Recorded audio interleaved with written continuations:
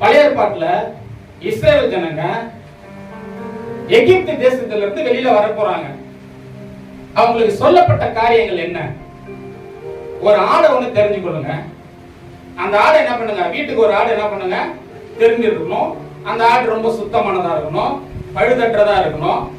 எத்தனை பேர் இருக்கீங்களோ அதுக்கேற்ற மாதிரி என்ன பண்ணுங்க, ஒவ்வொருத்தரும் தேர்ந்தெடுக்கலாம் ஆடு. அந்த ஆடு என்ன பண்ணுங்க, நான் சொல்ற அன்னைக்கு என்ன பண்ணுங்க, அதை வெட்டி அதன் ரத்தத்தை நிலைக்காலில் என்ன பண்ணுங்க பூசுங்க. சங்கார தூதன் வருவான். வரும்போது ரத்தத்தை பார்த்து என்ன பண்ணுவான், கடந்து போவான், உங்களை ஒன்றும் பண்ண மாட்டான் அப்படின்ட்டு. இதன்படி எல்லா இஸ்ரவேல் ஜனங்களும் செஞ்சாங்க. இஸ்ரவேல் ஜனங்களா பரிசுத்தவான்களா? நான் கேட்கிற கேள்விக்கு பதில். அல்லேலூயா.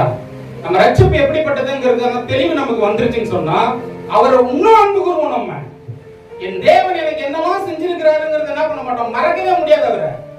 அல்லேலூயா. எப்பேற்பட்ட ஒரு ரட்சிப்பை ஏற்படுத்துறாரு பாருங்க. அப்படிதான் இப்போ நடந்திருக்கு. அந்த பழுதற்ற ஆட்டுக்குட்டி தான் இயேசு.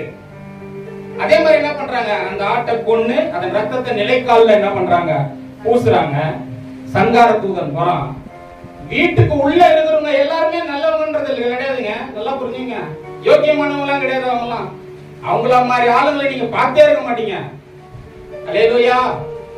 ஆனா வீட்டுக்குள்ள இருக்கிறாங்க. ரத்தம் தெளிக்கப்பட்ட வீடா இருக்குது, ரத்தம் பூசப்பட்ட வாசலா இருக்கு. அதனால அவங்களுக்கு ஒண்ணுமே நடக்கல.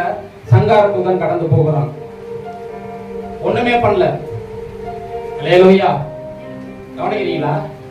இன்னைக்கும் அந்த ரத்தம் தான் இயேசு கிறிஸ்து. இது எப்பவுமே பாருங்க, இயேசுவை அப்படியே பழைய ஏற்பாட்டுல பார்க்கலாம்.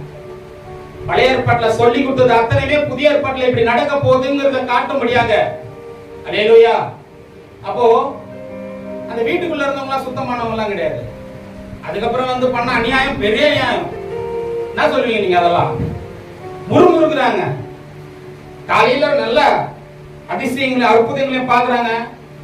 கொஞ்சம் அப்படி தள்ளி போய் தண்ணி இல்லைன்ன உடனே முறுமுறுக்க ஆரம்பிச்சிடுறாங்க. அல்லேலூயா. ஆனா நம்மள அப்படி என்ன பண்ணல. இதெல்லாம் என்ன? அன்பின் குறைபாடு. அன்பு இல்லைன்னா இப்படிதான் என்ன பண்ண முடியும்.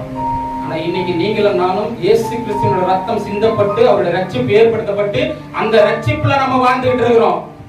அவங்கள மாதிரி நாம முறுமுறுக்க கூடாது.